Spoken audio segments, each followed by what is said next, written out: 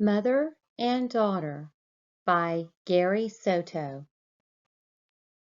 Excerpt taken from commonlit.com.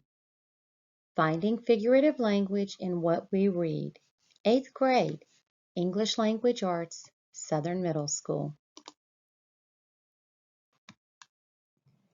In the following story, we will read along and look for figurative language elements.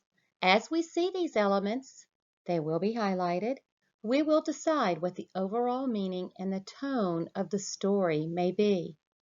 At the end of the story, you will respond to questions.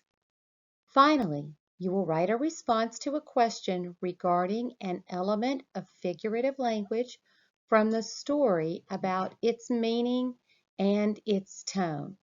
Let's begin. Mother and Daughter by Gary Soto, 1990. Gary Soto is an American poet, novelist, and memoirist. In his short story, a young girl's mother doesn't have the money to buy her a new dress for a school dance. As you read and listen, take notes on Yoli and her mother's interactions. Yoli's mother, Mrs. Marino, was a large woman who wore a muumuu and butterfly-shaped glasses. She liked to water her lawn in the evening and wave at low-riders who would stare at her behind their smoky sunglasses and laugh. Now and then a low-rider from Belmont Avenue would make his car jump and shout, "Mamacita!"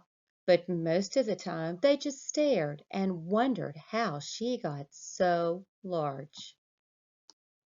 Mrs. Marino had a strange sense of humor. Once, Yoli and her mother were watching a late-night movie called They Came to Look. It was about creatures from the underworld who would climb through molten lava to walk the earth.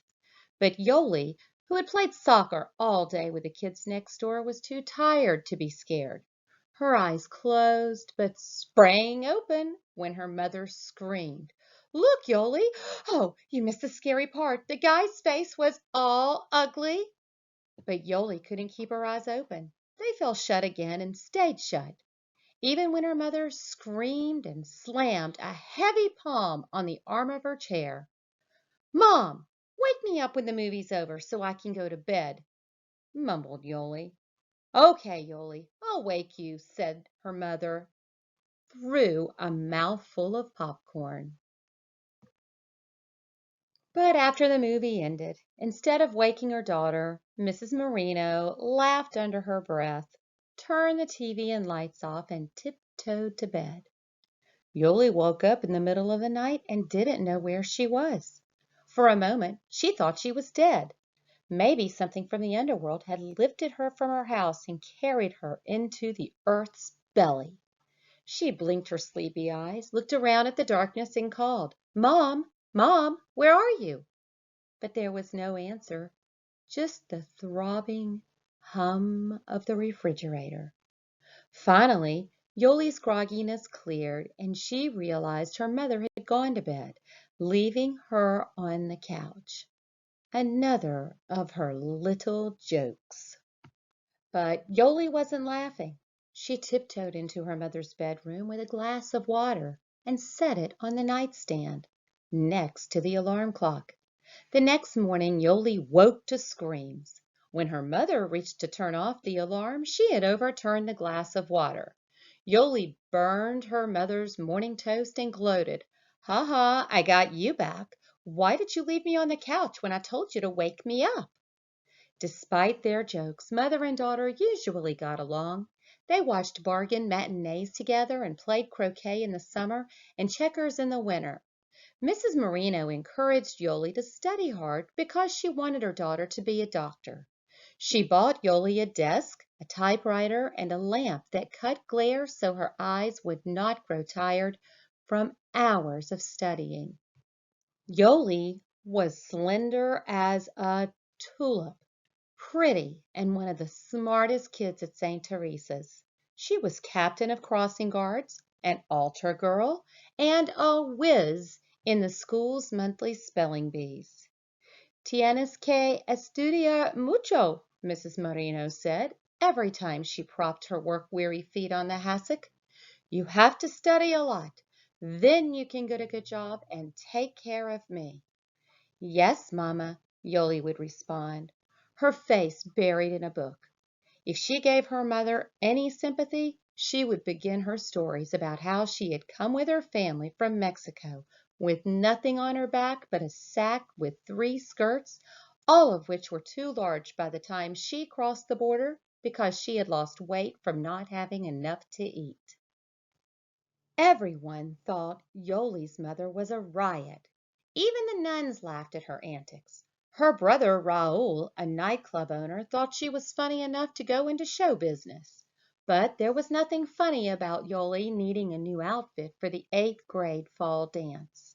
They could not afford one. It was late October with Christmas around the corner, and their dented Chevy Nova had gobbled up almost $100 in repairs.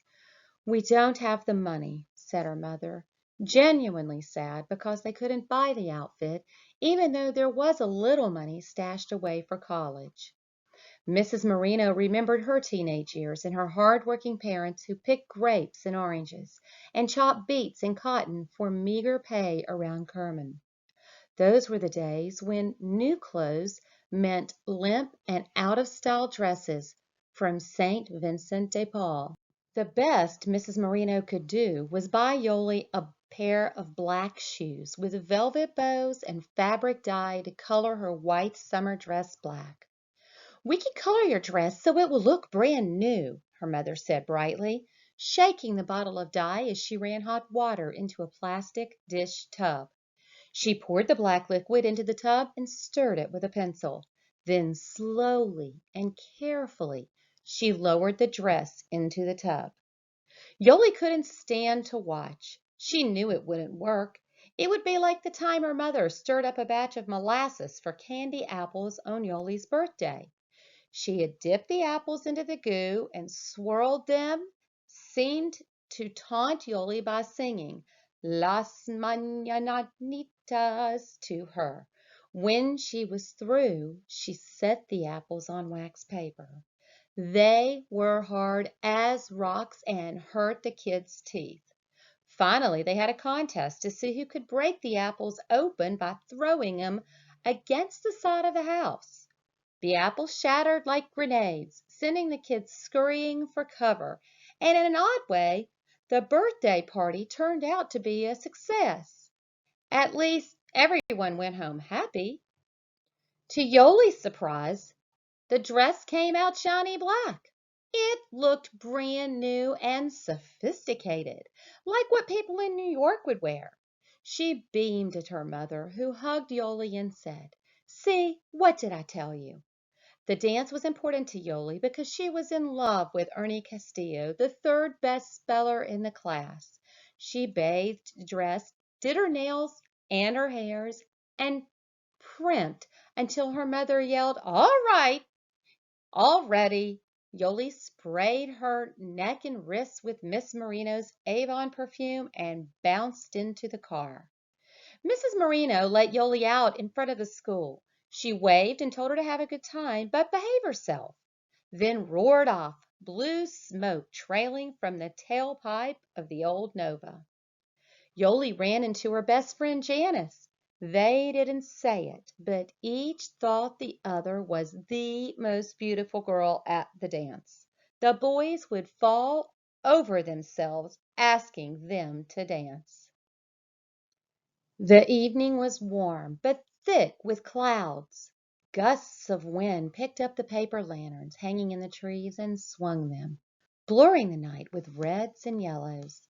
The lanterns made the evening seem romantic, like a scene from a movie. Everyone danced, sipped punch, and stood in knots of 3s and 4s talking. Sister Kelly got up and jiggerbugged with some kid's father. When the record ended, students broke into applause.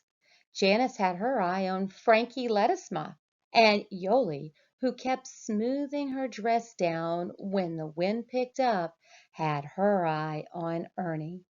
It turned out that Ernie had his mind on Yoli, too. He ate a handful of cookies nervously and then asked her for a dance. "Sure," she said, nearly throwing herself into his arms. They danced two fast ones before they got a slow one. As they circled under the lanterns, rain began falling, lightly at first. Yoli loved the sound of the raindrops ticking against the leaves.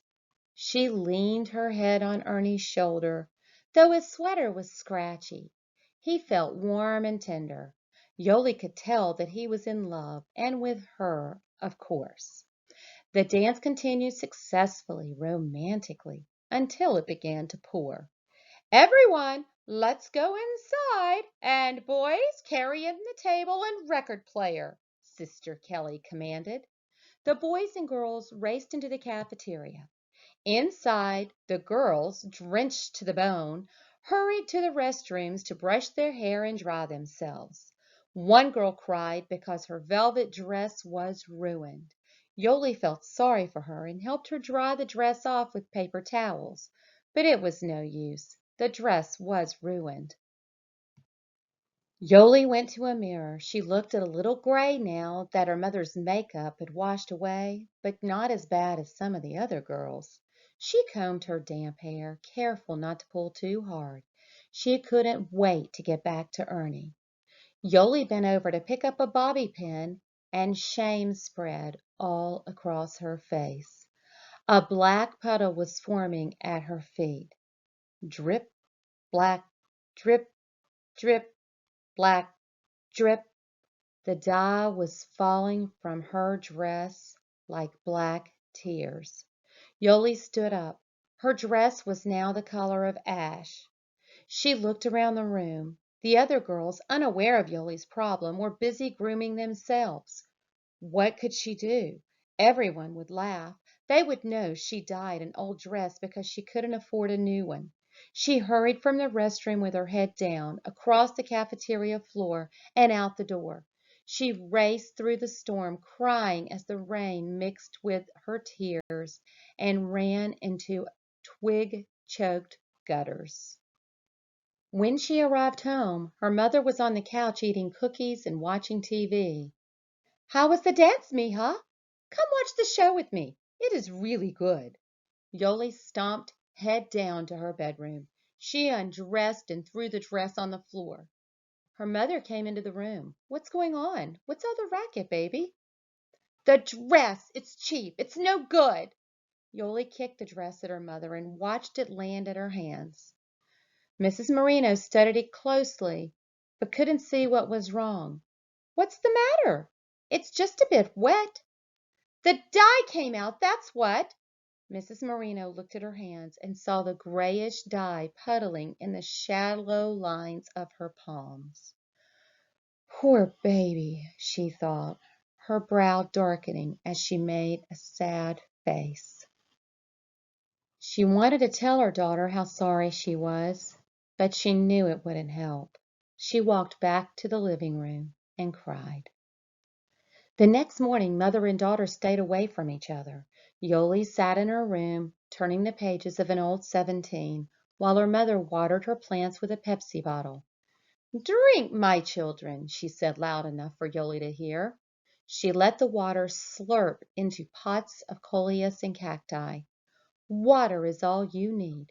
My daughter needs clothes, but I don't have no money." Yoli tossed her 17 on the bed. She was embarrassed at last night's tirade. It wasn't her mother's fault that they were poor. When they sat down together for lunch, they felt awkward about the night before.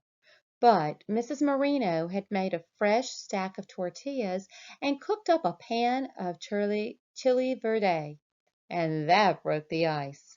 She licked her thumb and smacked her lips. "You know, honey, we gotta figure a way to make money," Yoli's mother said. "You and me, we don't have to be poor. Remember the Garcias? They made this stupid little tool that fixes cars. They moved away because they're rich.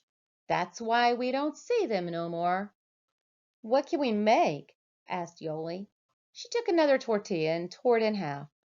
"Maybe a screwdriver that works on both ends? Something like that?" The mother looked around the room for ideas, but then shrugged. Let's forget it. It's better to get an education. If you get a good job and have spare time, then maybe you can invent something. She rolled her tongue over her lips and cleared her throat. The county fair hires people. We can get a job there. It'll be here next week. Yoli hated the idea. What would Ernie say if he saw her pitching hay at the cows? How could she go to school smelling like an armful of chickens? No, they wouldn't hire us, she said. The phone rang. Yoli lurched from her chair to answer it, thinking it would be Janice wanting to know why she had left. But it was Ernie, wondering the same thing. When he found out she wasn't mad at him, he asked if she would like to go to a movie. I'll ask, Yoli said, smiling. She covered the phone with her hand, and she counted to 10. She uncovered the receiver and said, My mom says it's okay. What are we going to go see? After Yoli hung up, her mother climbed, grunting, onto a chair to reach the top shelf in the hall closet. She wondered why she hadn't done it earlier. She reached behind a stack of towels and pushed her chubby hand into the cigar box where she kept her secret stash of money. I've been saving a little money every month, said Mrs. Marino. For you, mija. Her mother held up 5 20s, a blossom of green that smelled sweeter than flowers on that Saturday. They drove to Macy's and bought a blouse, shoes, and a skirt that would not bleed in rain or any other kind of weather.